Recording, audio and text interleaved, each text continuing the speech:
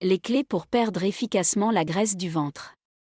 Perdre de la graisse abdominale est un objectif commun pour de nombreuses personnes, non seulement pour des raisons esthétiques, mais aussi en raison des risques pour la santé qu'elle pose.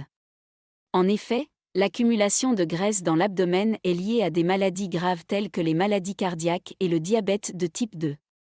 Réduire cette graisse n'est pas une tâche facile, car il existe différents types de graisse corporelle qui se comportent différemment en fonction de leur emplacement et de leur composition.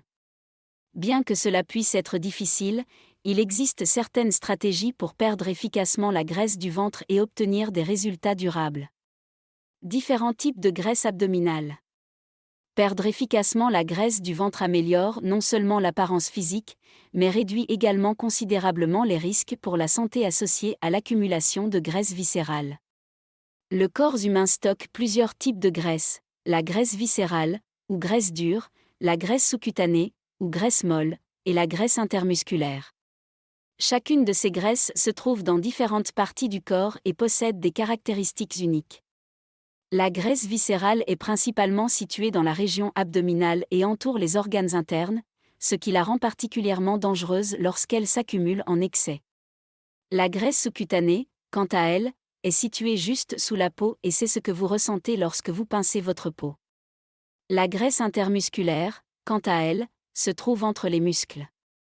La graisse abdominale est particulièrement problématique en raison de sa relation avec les maladies chroniques. Au fur et à mesure qu'elle s'accumule, le risque de développer des maladies telles que les maladies cardiaques et le diabète augmente. Pour cette raison, il est essentiel de se concentrer sur la réduction de la graisse viscérale pour améliorer la santé globale. La perte de graisse abdominale nécessite une approche à multiples facettes qui comprend un régime alimentaire, de l'exercice et des changements de mode de vie. Il est important de comprendre que la graisse sous-cutanée, étant plus accessible et visible, a tendance à être perdue plus rapidement par rapport à la graisse viscérale. Cependant, des études récentes suggèrent que la graisse viscérale peut ne pas être aussi résistante à la perte de poids. Une étude de 2017 a révélé que bien qu'en termes absolus, plus de graisse sous-cutanée soit perdue au cours d'un processus d'amincissement, le pourcentage de réduction de la graisse viscérale peut être plus significatif. Cela signifie qu'avec la bonne approche, il est possible de réduire efficacement la graisse du ventre.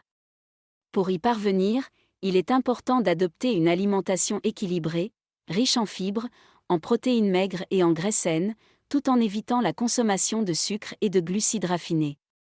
De plus, une activité physique régulière, y compris le cardio et les poids, est essentielle pour mobiliser les réserves de graisse et améliorer le métabolisme. D'autre part, le stress et le sommeil jouent également un rôle important dans l'accumulation de graisse abdominale. Le cortisol, une hormone libérée en réponse au stress, est associé à une augmentation de la graisse viscérale. Par conséquent, la pratique de techniques de gestion du stress et le repos sont essentielles pour réduire la graisse abdominale. Ces informations ne se substituent en aucun cas au diagnostic ou à la prescription d'un médecin. Il est important de consulter un spécialiste lorsque des symptômes apparaissent en cas de maladie et de ne jamais s'automédicamenter.